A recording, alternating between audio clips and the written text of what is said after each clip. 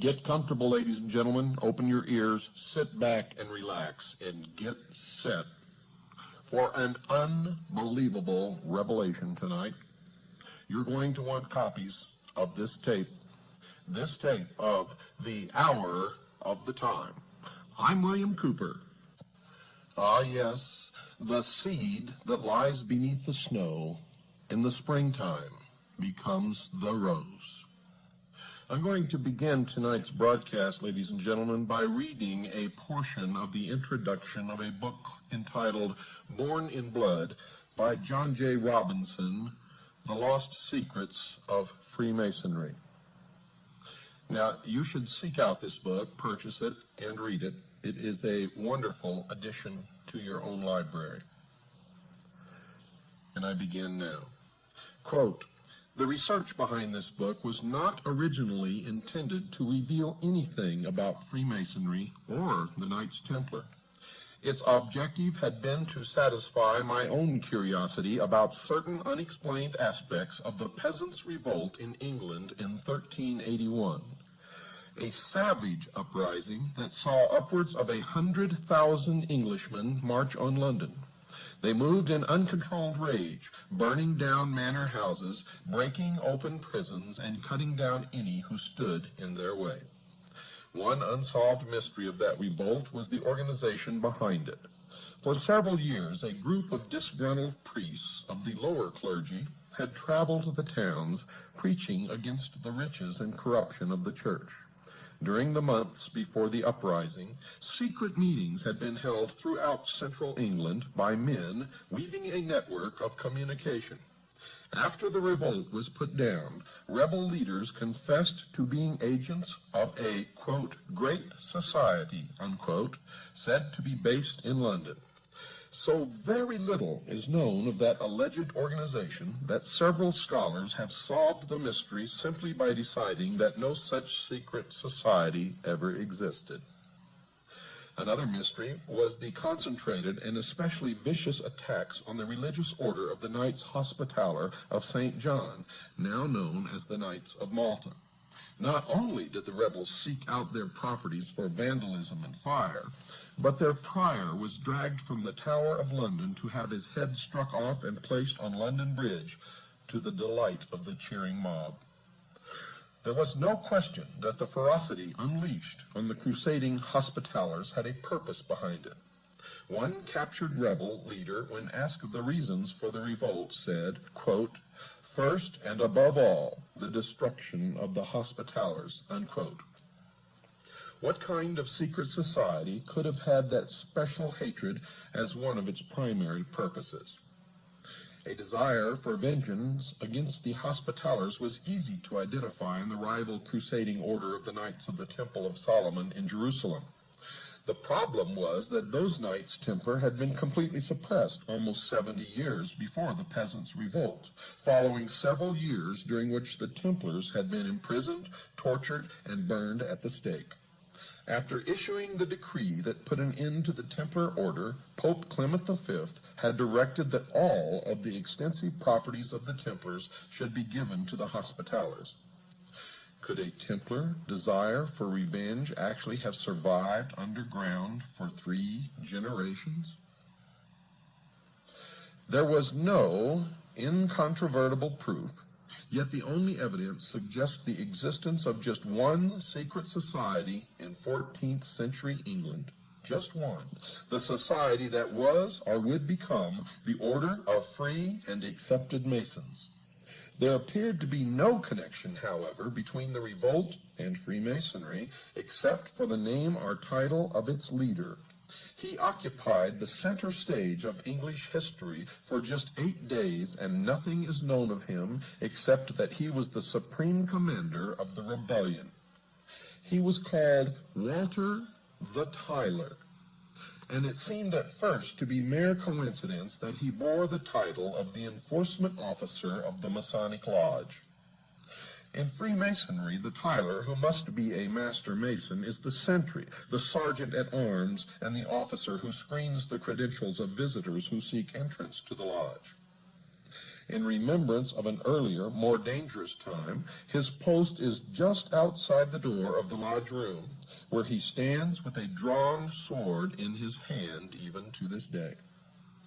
I was aware that there had been many attempts in the past to link the Freemasons with the Knights Templar, but never with success.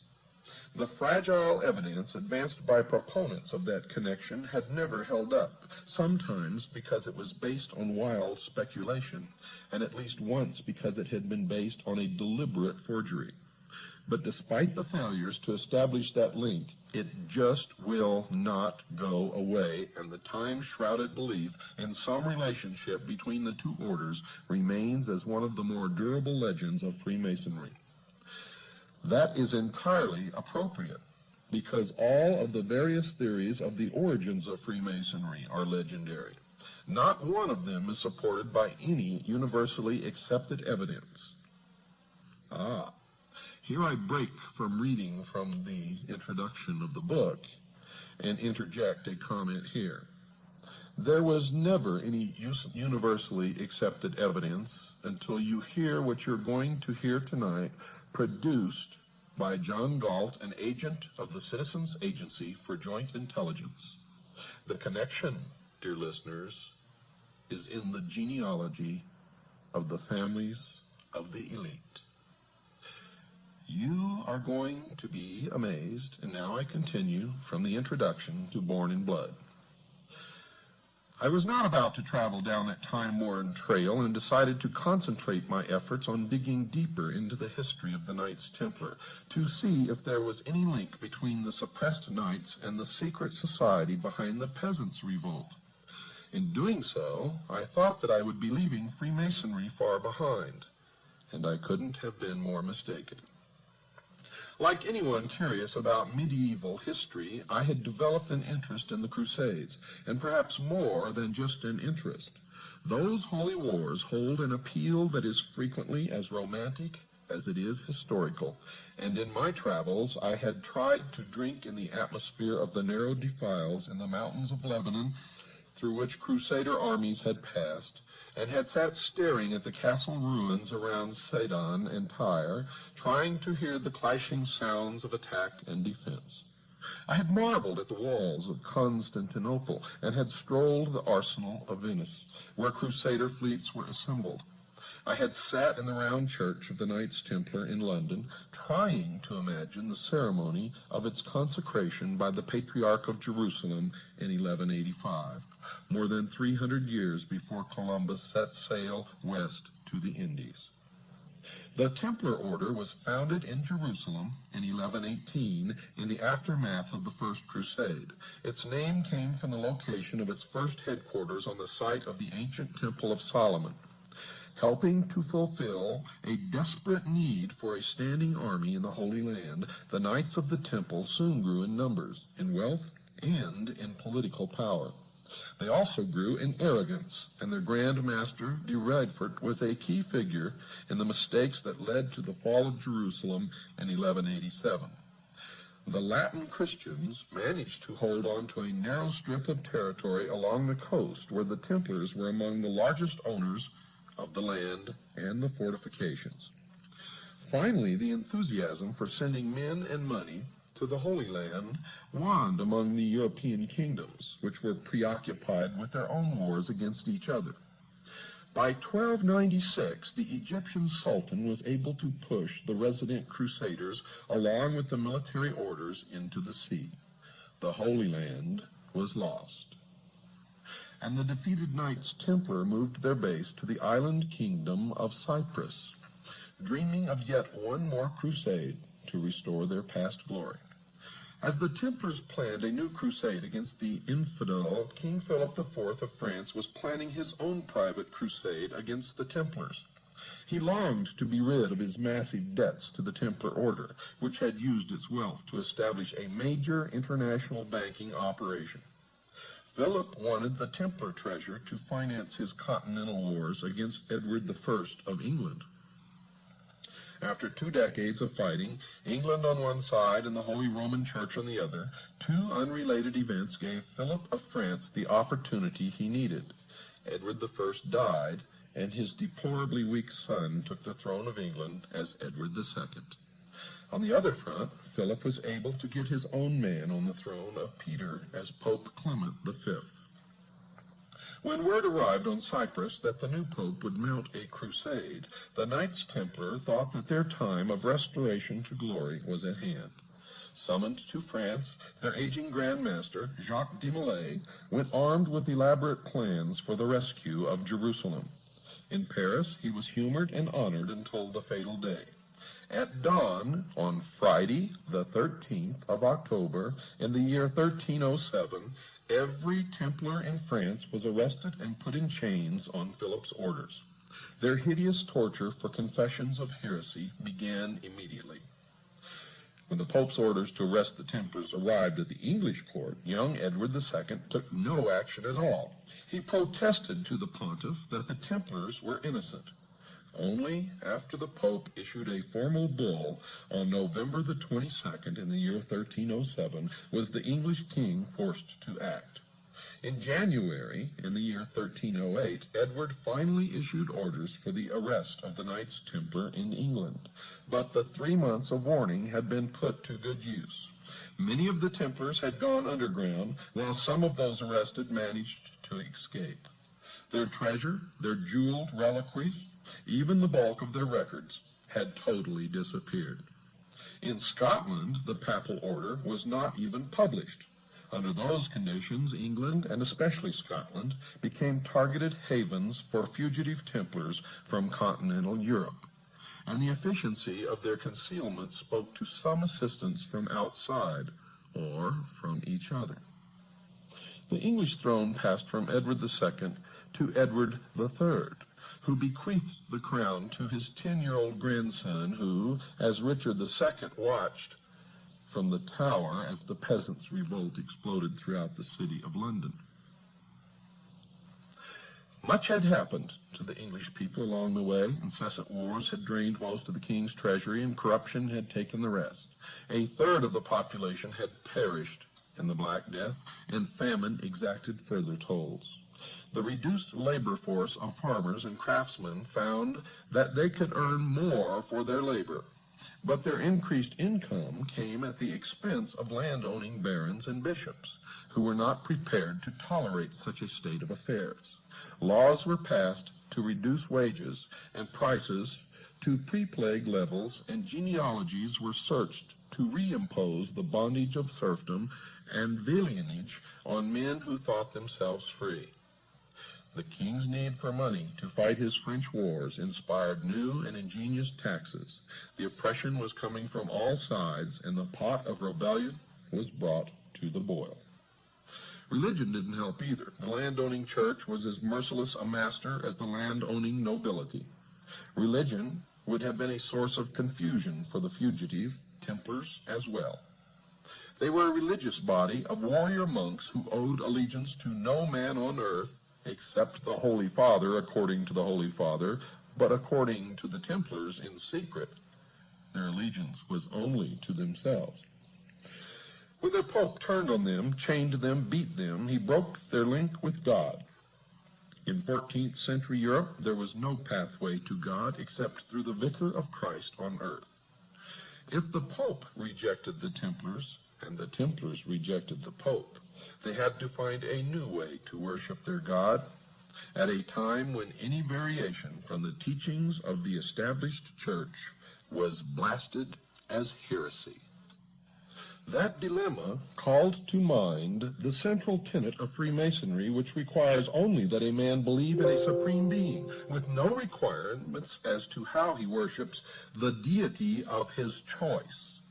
In Catholic Britain, such a belief would have been a crime, but it would have accommodated the fugitive Templars who had been cut off from the universal church. In consideration of the extreme punishment for heresy, such an independent belief also made sense of one of the more mysterious of Freemasonry's old charges, the ancient rules that still govern the conduct of the fraternity. The charge says that no Mason should reveal the secrets of a brother that may deprive him of his life and property. That connection caused me to take a different look at the Masonic old charges. They took on new direction and meaning when viewed as a set of instructions for a secret society created to assist and protect fraternal brothers on the run and in hiding from the church. That characterization made no sense in the context of a medieval guild of stonemasons, the usual claim for the roots of Freemasonry. It did make a great deal of sense, however, for men such as the fugitive Templars, whose very lives depended upon their concealment. Nor would there have been any problem in finding new recruits over the years ahead. There were to be plenty of protesters and dissidents against the church among future generations. The rebels of the peasants' revolt proved that when they attacked abbeys and monasteries, and when they cut the head off the Archbishop of Canterbury, the leading Catholic prelate in England. The fugitive Templars would have needed a code such as the old charges of Masonry, but the working stonemasons clearly did not. It had become obvious that I needed to know more about the ancient order of free and accepted Masons. The extent of the Masonic material available at large public libraries surprised me, as did the fact that it was housed in the Department of Education and Religion. Not content with just what was generally available to the public, I asked to use the library in the Masonic Temple in Cincinnati, Ohio. By the way, folks, Cincinnati, Ohio is an extremely important location in this country, the United States. I told the gentleman there that I was not a Freemason, but wanted to use the library as part of my research for a book that would probably include a new examination of the Masonic order. His only question to me was, quote, "Will it be fair?" unquote. I assured him that I had no desire or intention to be anything other than fair, to which he replied, quote, "Good enough," unquote. I was left alone with the catalog and the hundreds of Masonic books that lined the walls. I also took advantage of the publications of the Masonic Service Association at Silver Springs, Maryland.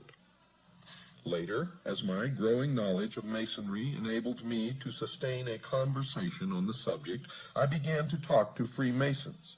At first, I wondered how I would go about meeting 15 or 20 Masons, and if I could meet them, would they be willing to talk to me?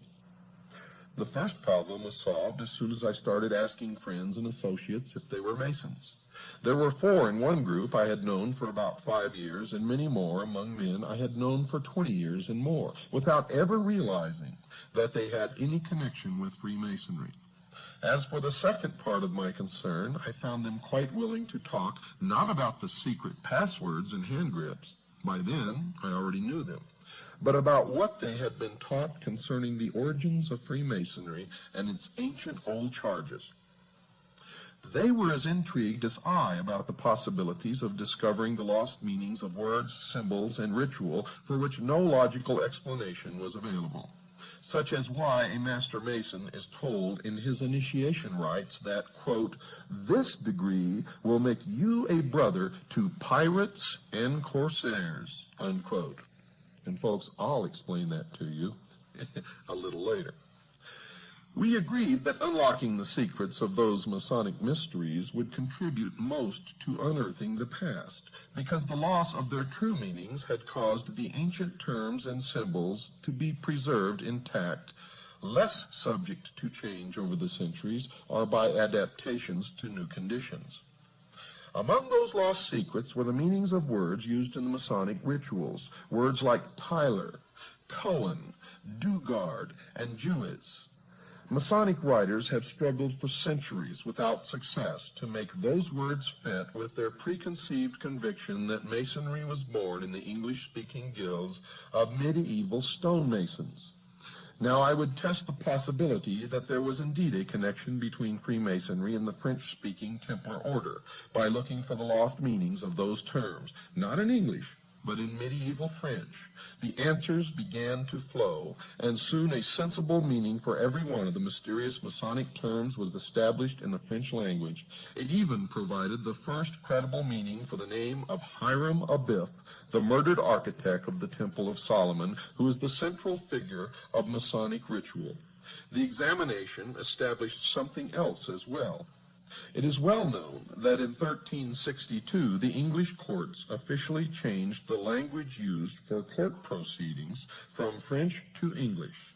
So the French roots of all the mysterious terms of Freemasonry confirmed the existence of that secret society in the 14th century, the century of the Templar suppression and the peasants' revolt. With that encouragement, I addressed other lost secrets of Masonry: the circle and mosaic pavement on the lodge room floor, gloves and lambskin aprons, the symbol of the compass and the square, even the mysterious legend of the murder of Hiram Abiff. The rule, customs, and traditions of the Templars provided answers to all of those mysteries. Next came a deeper analysis of the old charges of ancient Masonry that define a secret society of mutual protection. What the, quote, lodge, unquote, was doing was assisting brothers in hiding from the wrath of church and state, providing them with money, vouching for them with the authorities, even providing the, quote, lodging, unquote, that gave Freemasonry the unique term for its chapters and their meeting rooms. There remained no reasonable doubt in my mind that the original concept of the secret society that came to call itself Freemasonry had been born as a society of mutual protection among fugitive Templars and their associates in Britain, men who had gone underground to escape the imprisonment and torture that had been ordered for them by Pope Clement V. Their antagonism toward the church was rendered more powerful by its total secrecy. The suppression of the Templar Order appeared to be one of the biggest mistakes the Holy See has ever made. In return, Freemasonry has been the target of more angry papal bulls and encyclicals than any other secular organization in Christian history. Those condemnations began just a few years after Masonry revealed itself in 1717 and grew in intensity, culminating in the bull Humanum Genus, promulgated by Pope Leo XIII in 1884. In it, the Masons are accused of espousing religious freedom, the separation of church and state, the education of children by laymen, and the extraordinary crime of believing that people have the right to make their own laws and to elect their own government. Quote, according to the new principles of liberty, unquote. You see, folks, and this is an aside, all of our forefathers who established this country were Freemasons, and their intent is spelled out in Latin on the reverse of the Great Seal of the United States of America, where it plainly says, Novus Ordo Seclorum, the New World Order. And I will interpret all of the meaning of the symbols on that great seal according to their true meaning, and not the meaning that you will read in certain disinformation books written by Freemasons to steer you down the wrong road. Such concepts are identified along with the Masons as part of the kingdom of Satan. The document not only defines the concerns of the Catholic Church about Freemasonry at that time, but in the negative, so clearly defines what Freemasons believe that I have included the complete text of that papal bull as an appendix to this book, and I urge you all to get this book and read it. Finally, it should be added that the events described here were part of a great watershed of Western history.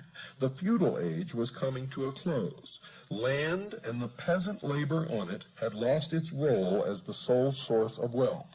Merchant families banded into guilds and took over whole towns with charters as municipal corporations. Commerce led to banking and investment, and towns became power centers to rival the nobility in wealth and influence. The universal church, which had fought for a position of supremacy in a feudal context, was slow to accept changes that might affect that supremacy. Any material disagreement with the church was called heresy, the most heinous crime under heaven. The heretic not only deserved death, but the most painful death imaginable. Some dissidents run for the woods and hide, while others organize. In the case of the fugitive Knights Templar, the organization already existed. They possessed a rich tradition of secret operations that had been raised to the highest level through their association with the intricacies of Byzantine politics, the secret ritual of the assassins and the Rashaniya, and the intrigues of the Moslem courts, which they met alternately on the battlefield or at the conference table. The church, in its bloody rejection of protest and change, provided them with a river of recruits that flowed for centuries. More than 600 years have passed since the suppression of the Knights Templar, but their heritage lives on in the largest fraternal organization ever known. And so the story of those tortured crusading knights, of the savagery of the peasants' revolt, and of the lost secrets of Freemasonry becomes the story of the most successful secret society in the history of the world. I've got to take a break, folks. Don't go away. I'll be right back after this very short pause.